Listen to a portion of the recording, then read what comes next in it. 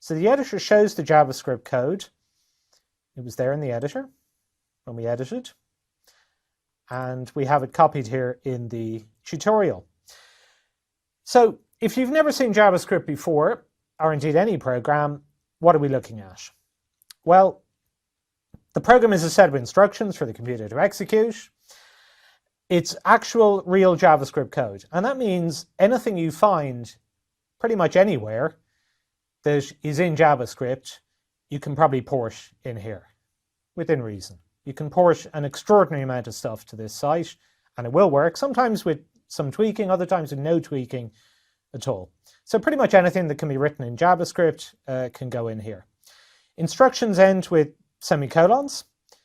You can insert white space anywhere, so JavaScript doesn't care about white space, some other programming languages do. You can insert comments, so all the comments begin with two slashes like that, and they're just notes for the human.